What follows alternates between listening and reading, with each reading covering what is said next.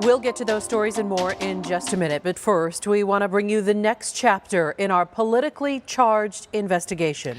Thursday at 6, we introduced you to these three people. They're charged as gang members for joining a protest against Phoenix police. They're facing up to 30 years in prison. Phoenix police and the Maricopa County Attorney's Office claim they're more dangerous than notorious gangs like the Crips and the Bloods. Community groups and legal experts say that's outrageous and an obscene abuse of power. Tonight, ABC 15 investigator Dave Biscobing takes you deeper inside this political persecution and reveals the hypocrisy of Valley law enforcement. If you haven't seen our first report about the gang charges and these, quote, gang members, please do. But this story is less about the defendants and more about the officers and the prosecutor bringing the case. One of the first things we want to address among these signs is the slippery slope. The message of Reverend Reginald Walton echoes loudest against the Maricopa County Attorney's Office. Targets Black and Latino people who are exercising their First Amendment rights. Reverend Walton, the ACLU, community groups like Poder in Action, and other activists in attendance. And so we stand in solidarity with those who are exercising their voices. They're here to challenge the arrest of 18 protesters, now labeled and charged as a criminal street gang. And who are speaking truth to power, regardless of the political prosecution, regardless of the terror that has been inflicted on this community. On October 17, 2020, this group marched in downtown Phoenix, huddled together, carrying umbrellas, chanting. Dozens of officers and vehicles in tow. To slow and annoy the police, some members tipped cones, toppled temporary street signs, dragged barriers. In this video, one of them released a toy smoke maker, the same kind you can buy for gender reveal parties. The whole thing lasts roughly a half an hour, and it ends here at First Avenue in Van Buren. The group slows, huddles, forms a dome with their umbrellas. They were indicted on multiple charges: rioting, aggravated assault, obstructing a thoroughfare, and the street gang charges. Suvarna Ratnam is one of the alleged gang members. It's completely insane. She was previously arrested at another protest in August. Take the stand. And it's because of that previous arrest we're here in court. The county attorney's office is trying to keep her locked up without bond before trial. And because of that, the state has to lay out its evidence against her. And this hearing gives us an inside glimpse at their case. The prosecutor is April Sponsel. The Phoenix officer, Sergeant Doug McBride. I am the Downtown Operations Training Sergeant / Grenadier Sergeant. I am basically in charge of all of the non-lethal Grenadier munitions that are deployed during civil unrest. McBride's team was out there on October 17th, ready for the group. We were staged.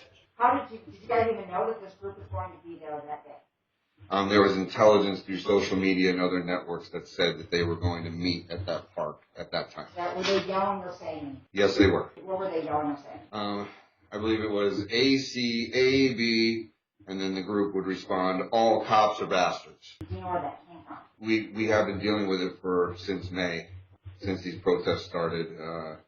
It was a specific group of individuals that identified themselves as being part of All Cops Are Bastards, or ACAB. ACAB, or All Cops Are Bastards, is not unique, not to Phoenix, not even the U.S. It's a protest chant that goes back almost 100 years. But we confirmed Phoenix Police and MCAO claim the group is a gang for 3 reasons. 1, because they chanted ACAB.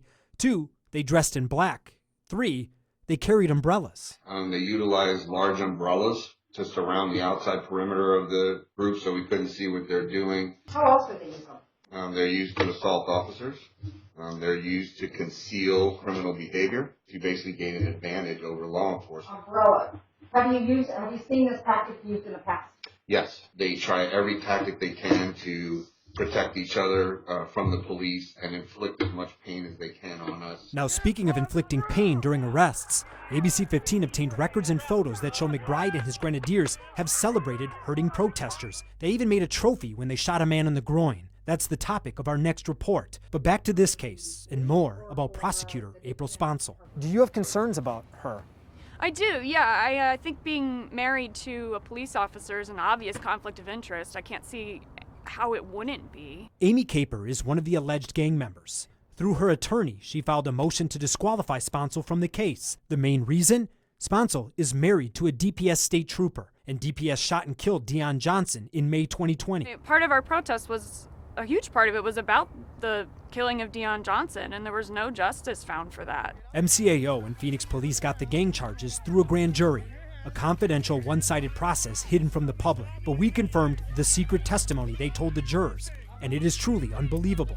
Court records show the state called a police witness to testify that ACAB was just as dangerous, and in many ways more dangerous, than notorious gangs like the Crips and the Bloods. That's like saying people like Amy are more dangerous than a pair of gangs who've committed an estimated 15,000 homicides. She's actually prosecuted real criminal street gangs. In fact, if you Google her name, you will see that she got an award for dismantling some local group of the Bloods, I think. I did see that. Right. I think that also shows a clear pattern of overreach and a clear pattern of bias on her part. The court denied Amy's motion.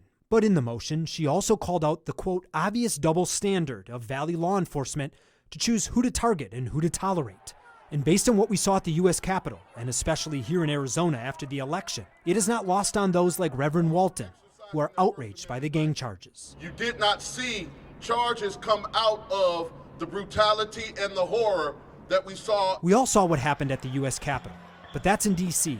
In Arizona, in recent months, pro-Trump crowds overwhelmed the building where votes were being counted.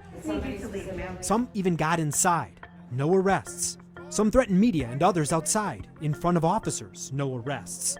Obstructed streets, no arrests. At Arizona's Capitol on January 6th, some set up a guillotine, officers smiling as they walked by. These men brought an armored vehicle, and others rode horses in the street. No arrests, no gang charges. Well, Judge, But back to Suvarna's hearing. You're about to see her attorney cross-examine Sergeant McBride. And remember, they claim the group is a gang officials call ACAB, specifically because they chant, all cops are bastards. I watched the video. Didn't they say other things during the time they were walking down the street? I'm sure they did. Did you hear them say Black Lives Matter? Not personally, no. Okay, well, did you watch the video with sound on it? Yes. And about the umbrellas. Are used for them to protect themselves from being pepper sprayed? That's one example of Okay. use. Now another different person in the group did have a rifle slung from their shoulder during the protest. You said there was an individual with an AR-15 at the scene that day, correct? Yes, sir. All right. Is there anything illegal about having an AR-15? No, Okay. Was that person a prohibited possessor? not to my knowledge. Okay. Did that person ever point an AR-15 at any officer or threaten to point an AR-15 at any officer? Not to my knowledge. Okay. So you would agree with me then that AR-15 did not calculate into your factoring of charging of rioting, correct? Correct. We are an open carry state. You are free to carry a gun. The judge then says she didn't see anything the protesters did as evidence of violence. The court does not believe that was a threat of violence.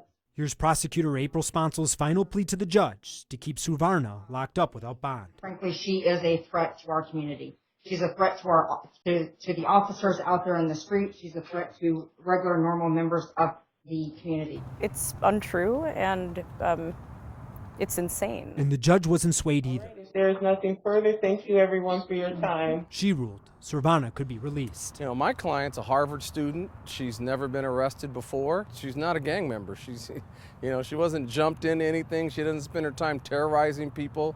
You don't have to worry about walking down the street and seeing her. I'm investigator Dave Biscobing, ABC 15, Arizona.